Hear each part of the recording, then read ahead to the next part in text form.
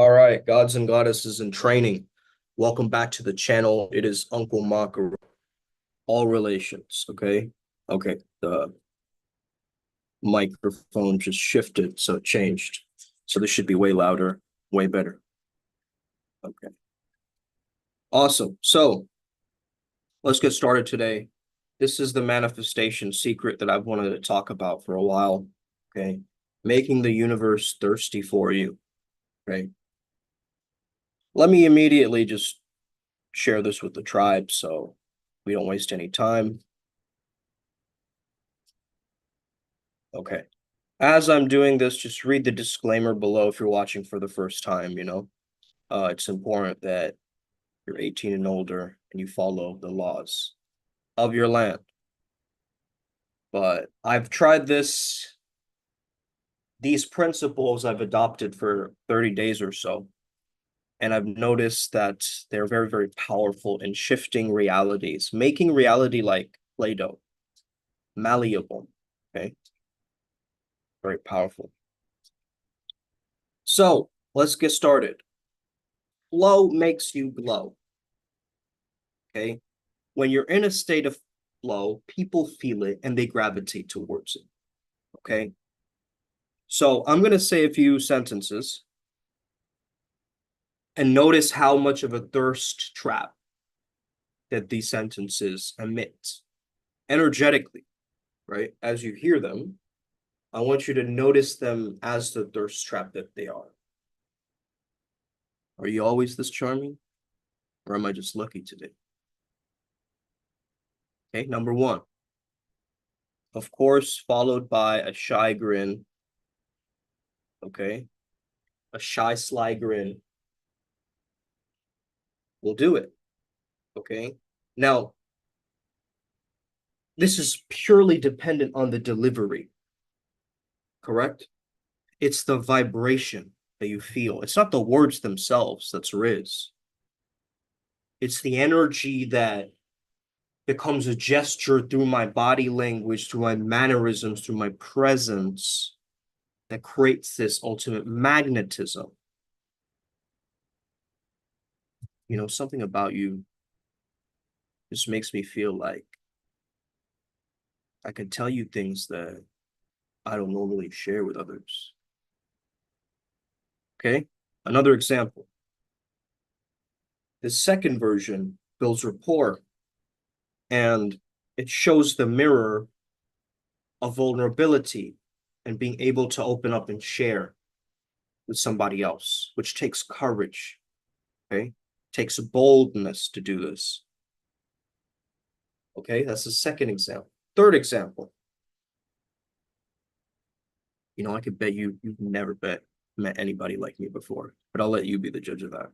Right? It's always a push pull, push pull, push pull, push pull. Once you understand this push pull, you also understand the harmony of how relationships are formed, right? Through this battery charging from negative pole to positive pole, charging each other up. The same thing in Tantra, like two battery packs, right? Each shooting each other with each other's loving energy. Okay. So understand that sometimes when you're hearing a very high-pitched frequency in your ears, it's not aliens, it's not, tinnitus, it's you being slow. Your energy is lagging like an old school, broadband, right? It's that. Until you match the frequency, your ears are going to keep ringing. And especially if you're a clairaudient, you might experience something like this. Okay. So let me share the whiteboard.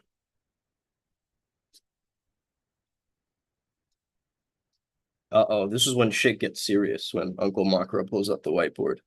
Damn. Okay. So make the universe thirsty for you. Okay, how to set a thirst trap for the universe so you can manifest the reality that you truly prefer, desire, and know that you have. Okay.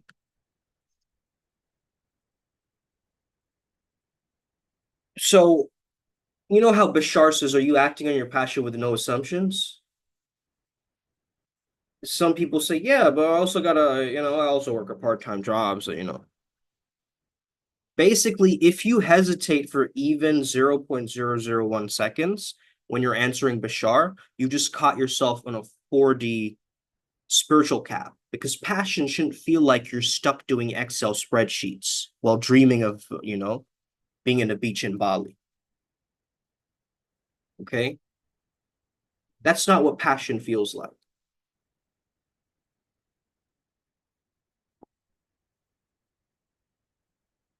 Abundance mentality. Might have heard this. Okay, a lot of pages talk about this, but let's look at this differently. It's a dance. It's a dance of plenty.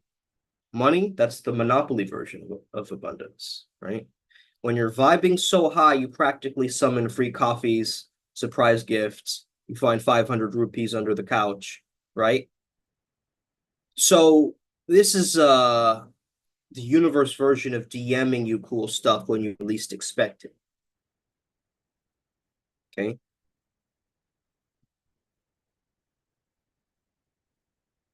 Pros are here to say stop obsessing over the shadows. Be like us. Ooh, shiny. They focus the crows are focusing on the brighter things. So you keep resisting, you're taking the path of death, right? Because crystals aren't magic, mantras aren't magic, they're permission slips. They're fancy placebos that if you believe they'll vibe you up, they'll vibe you up. Okay? The rock's not lucky, but you start playing life like a boss because you think that it's lucky. Ooh, hoo, hoo, hoo. Okay? Flame emojis.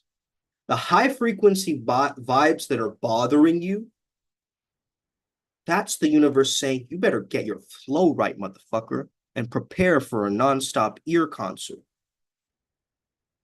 right? Because resistance is spiritual Wi-Fi buffering. Got to relax and flow, right? Let your vibes catch you up to the signal,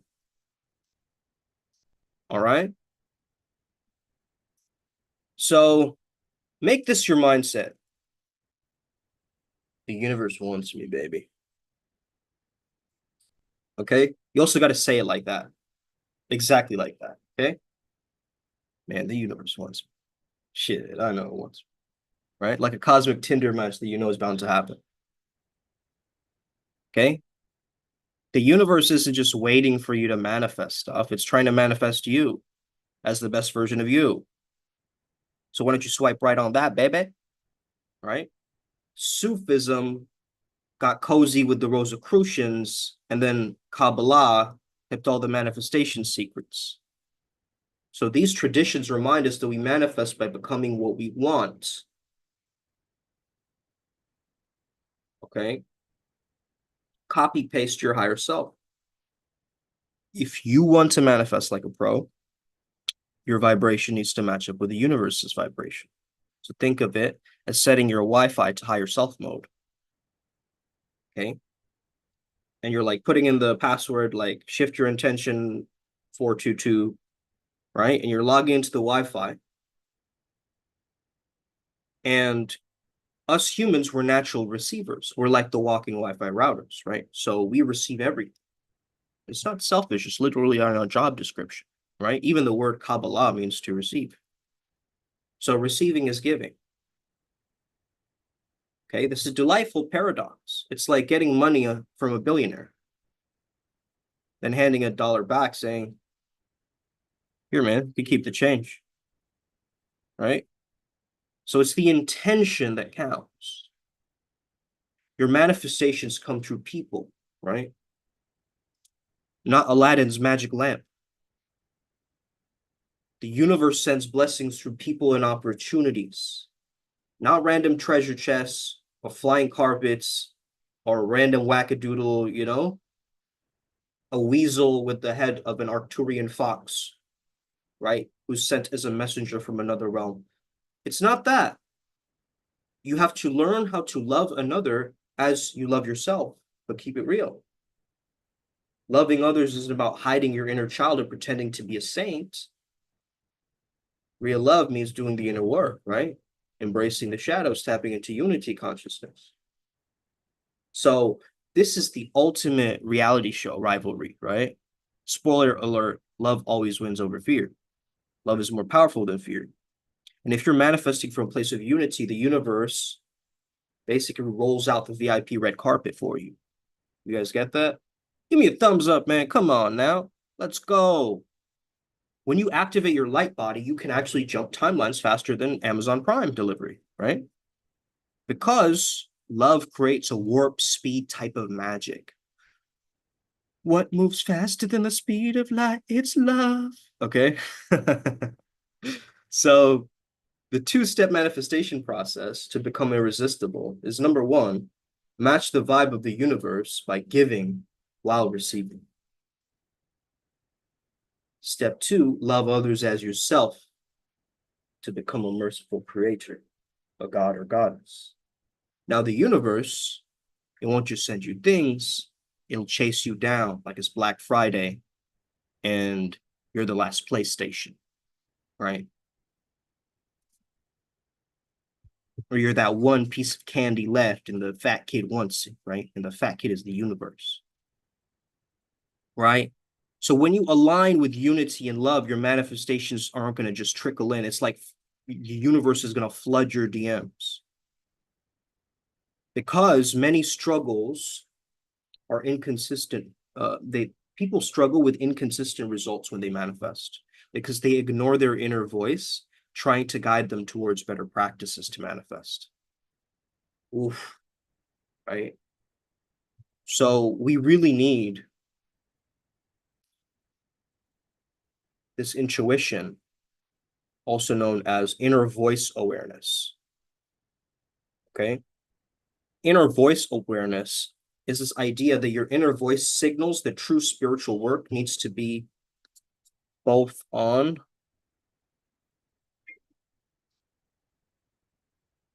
a mental attraction level and a physical attraction. Like, think about it like this, right? You can be physically attractive, get a bunch of hookups, but you're not going to maintain that relationship without mental attraction, right? So you need both. You actually need both, and you need to tap into this understanding because the inner voice signals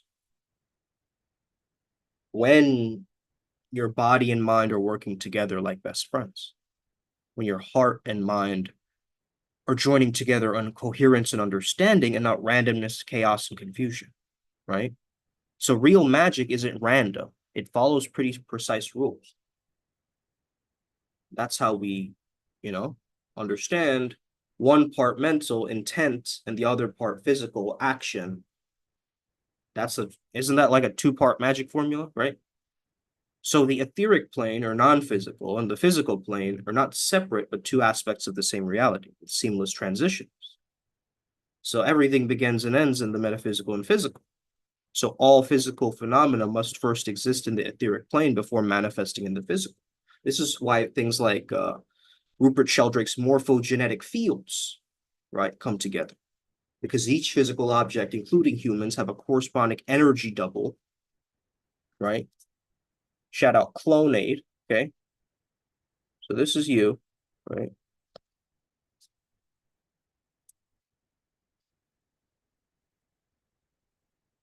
This is how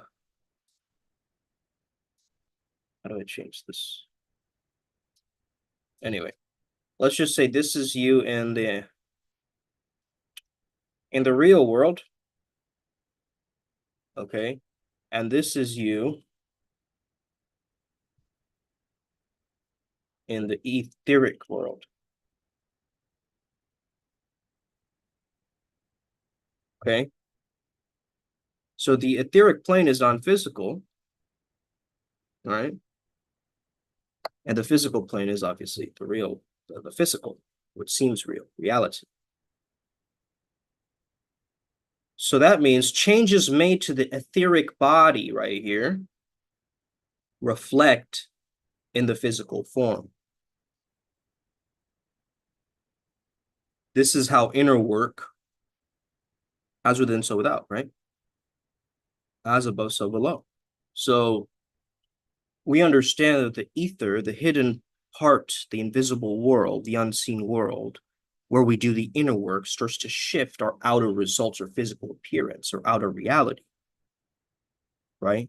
So we take the ethereal and we make it material. True magic doesn't rely on fantastical occurrences.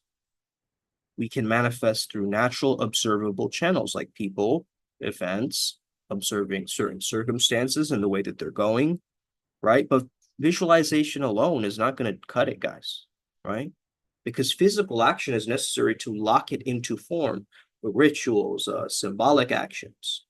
But I am going to explain to you that most people fail because they focus only on intent without the corresponding physical actions that back it up, right? So I helped a client solve this issue of workplace gossip, right, by using a binding ritual. So many people, they resort to, just affirmations, or they reduce magic to just wishful thinking rather than controlling personal reality through adjusting your inner frequency, right? Mastering this principle leads to consistent manifestation success. Okay. So the sphere of availability concept is working with your current energetic limits and building its capacity to manifest larger and larger desires over time. Okay. So the magician is like the operator that serves as the circuit connector between etheric and physical plane. So you are the conduit between both of these worlds, and you understand that magic is performed in the present moment, right?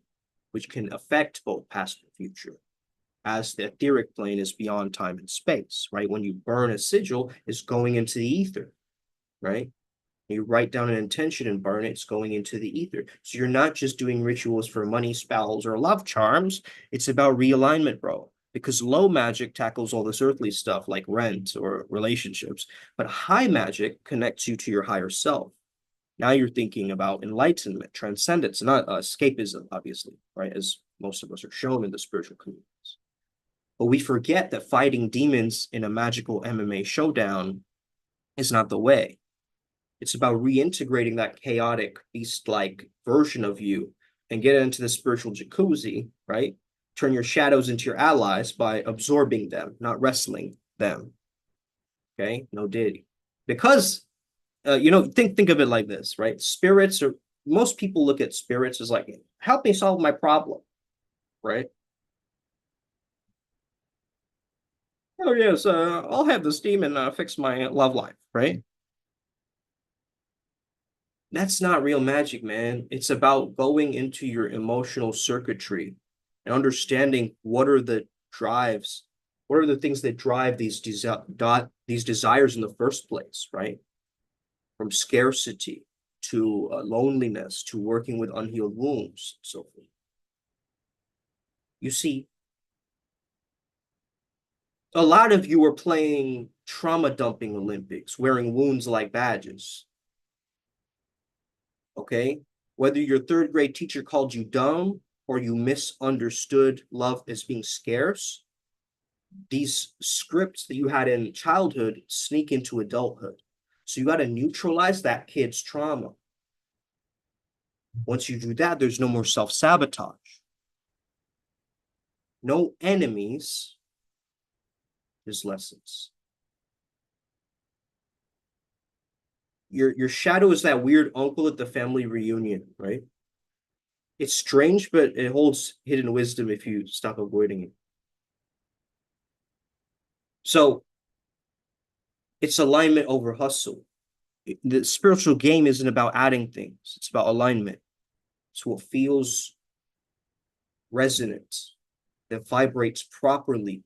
If you keep saying affirmations with your mouth while your subconscious calls BS, you're going nowhere fast. Okay? So work with what is real and then slowly morph it into the metaphysical, the fantasy. and make that your harbor, as Poseidon taught us in the channeling, right?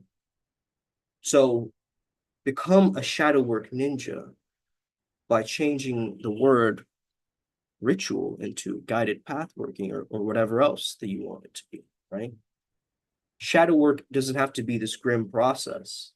It's like treasure hunting, right? It's like a scavenger hunt internally. So when you master your shadow, you align with your soul and laugh your way to the bank, just like you would laugh your way to enlightenment. Okay? It's not spooky, it's just Halloween season, baby. It's science, okay? Just maybe a sprinkle of chaos magic in here. But anyway, to be the god or goddess of your own game, you have to search up. Forget waiting that the universe is going to send you signs, because you become the CEO of synchronicities, right? And this idea changed for me when I watched this video by Nero. He makes these manifestation videos, right? And he was saying to make your own angel numbers. And I thought this was a game changer because, I mean, who, who needs 111 to tell them that this means that, right? So make 888 mean ice cream is on the way if you want, and let it help you manifest, right? Life isn't as deep as the labels.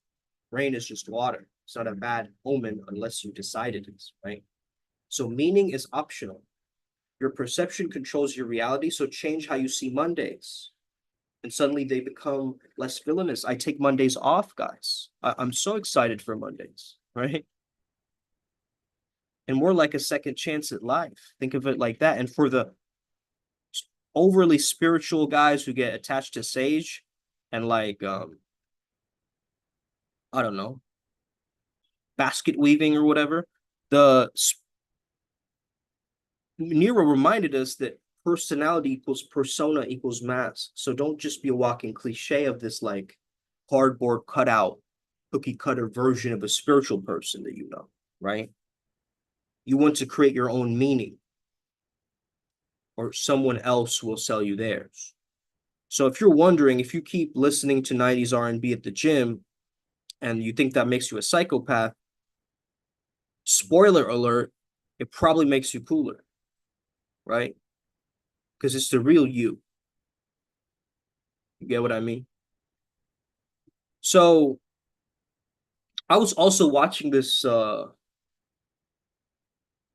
interview on TRS Clips, this guy called, what's his name? Beer Biceps, right? And he's talking to this guy about, this monk was talking about sexuality, right?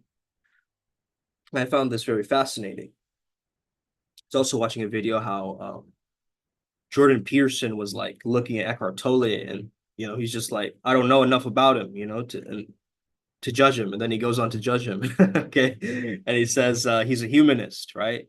And so I don't know. Um, I think Jordan Peterson could use with a lot more presence. I think Eckhart Tolle could speak with Jordan Peterson. That would be a very interesting convo, right? Peterson and Tolle. Dang, right? That'd be interesting. But yeah, anyway, guys, humans versus animals. Animals just do it. Just do it. There's no planning required, right? Humans, we overthink it. Like, oh, is this hotel attractive enough for my soulmate? Hey, our real priority should be asking the important stuff. Where's my soul going after this experience? Right? Spoiler alert, it's not to Netflix and chill, because according to Krishna, sex isn't sinful. It's another way to serve the universe by bringing new souls in. So when you have sex, you procreate. So think of it as cosmic HR department, right? So out of sleeping, eating, mating, and fearing, fear wins. Why? Because you can't schedule it. Can you schedule in your fear? Bro, anxiety is always down to party, and that's the thing. You have to understand when it's partying, right? It's not that spiritual folks avoid sex, they just invest their energy in better returns, right? Why binge watch life when you can unlock the bliss of enlightenment? You get what I mean? Why scroll social media when I got, Dharma in front of me? So if you have sexual urges, the monk says, great, just aim that same energy, something more cosmic, right? So instead of swiping on Tinder, we're swiping on mantras. Okay. Let me see if there's any comments here, guys. My bad. I just completely locked in. I was cooking for a bit. Hold on. Okay. Bet. 3 people watching. Live chat. My transmutation reminder is let's make eating shit gourmet. That's funny. All right, sweet. So yeah, you know, you know how people say the acronym of work hard, work smart. Right? This is the biggest cliche probably known to social media, right? Don't work hard, work smart. Work hard and work hard. Okay. How about we just vibe into our dream life? Okay. Your mini visions, these little daydreams that you have about lunch or what you're gonna wear or whatever. I mean, most chicas are probably doing that, right? Each of their little action, like they're imagining lunch can do that, just visualizing a penthouse with an infinity pool, right? Or something like this. But the trick isn't hard labor or sheer genius. It's about tricking the brain. It's like, oops, I'm already living in that mansion, right? I forgot. So reality becomes a bit like improv. Improv. Yes, and. Yes, and your way into the quantum field. Okay. What do I mean by yes, and? If you say no, but, it stops the conversation, correct? It stops the conversation. It puts a full stop on it. But in the quantum, your desires are real, right? Before they're real. The quantum is where your desires are real before they are real. So don't sweat ancient stress responses, right? Saber-toothed tigers are extinct, but passive-aggressive emails are unfortunately alive, right? Why couldn't it be the other way around? But anyway, get out of survival mode. Back to the flow-meostasis. Back to just chilling. So the biggest takeaway is stop asking, how do I get this? You got to instead say this. This is already mine. Okay? Because in the cosmic model of the multiverse, isn't it all yours? If you just step into the fitting room of your imagination, you try stuff on, and you know that believing and being are one, action and awareness merge in the flow state, bro, you're trying to be awesome when you already are. Now get your neurons aligned with that vibe because dreams are just poorly scheduled realities. Okay, so let's make this happen sooner. Okay, I want to speak a little bit about soul contracts as well. Okay, someone asked me about this, so I just wanted to clarify a few points. So soul contracts are like pre-agreed connections between souls that are formed before or during this physical life, right? To help trigger higher states of consciousness, spiritual and personal growth, and so forth. Okay, they're meant to liberate individuals from the karmic wheel or the samsara cycle of unconscious suffering. So some contracts awaken individuals to their true selves, while others promote concepts like self-love, self-care, how to set boundaries. Okay. So contracts may be challenging or supportive, but even the unsavory ones can create some necessary friction for your spiritual awakening. Okay.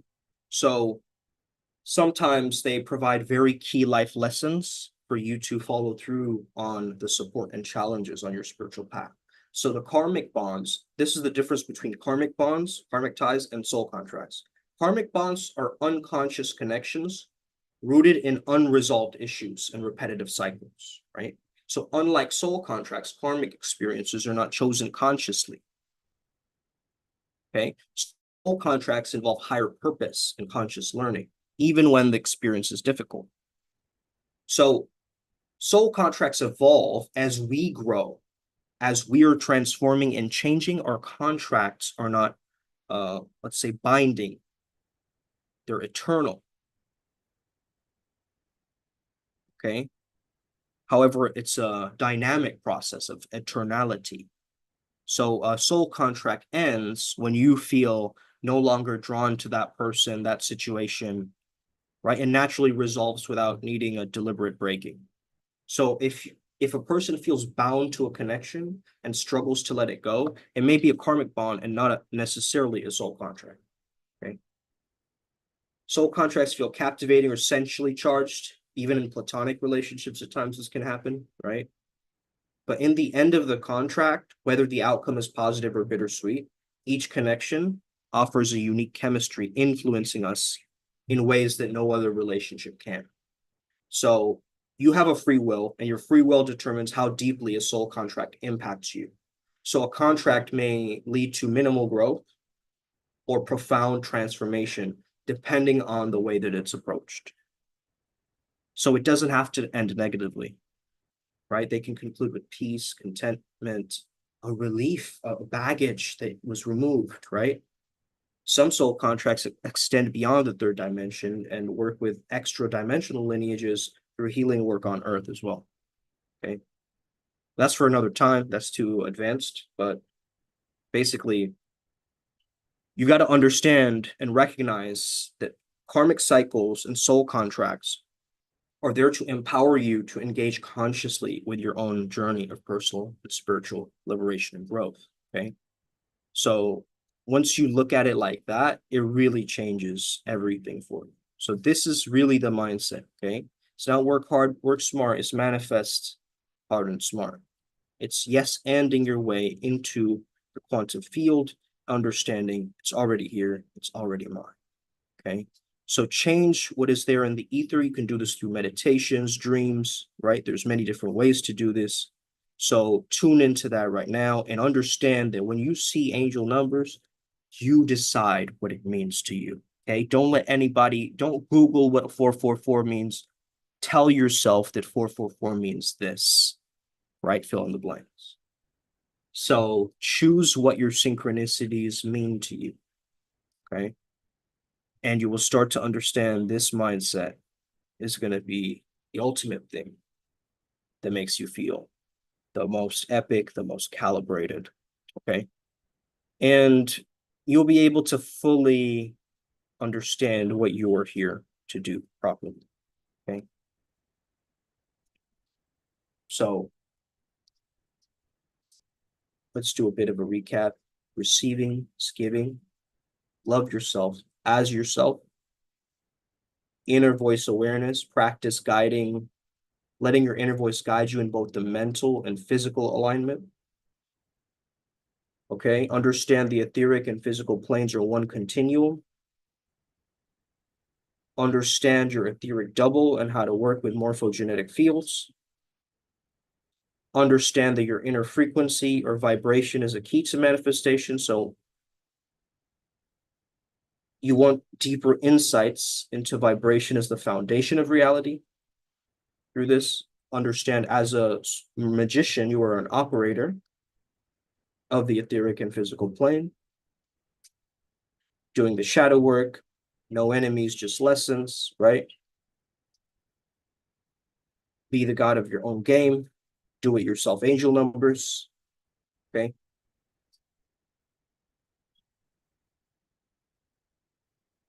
And of course, sex is not just meant to be pleasurable, it's also there to merge with the divine, okay? And it's not work hard, work smart, it's vibing your way into your ultimate life, okay? You gotta be a little bit delulu to dominate the woo-woo, okay? That's just the way it is. So, all right, guys, thank you so much for tuning in. If you have any other questions, final comments, questions, let me know. Otherwise, I'm going to end this, get changed, head to work, transform lives. May you never be the same again. Have an incredible full moon, by the way. I know it's the Huntress moon. So, yeah, have an incredible full moon and make sure that you understand how to work through your hidden repressed aspects because that's going to come up right now. You're going to feel an aggressiveness because Aries energy is very aggressive, bomb, bomb, bomb, right? So you got to go and work with that energy and transmute it some way, somehow. Okay. So I hope you enjoyed this. Have an incredible day. May the flow be with you and stay legendary. Peace and love, guys. And if you just tuned in right now, just rewatch the recording. Peace. Much love.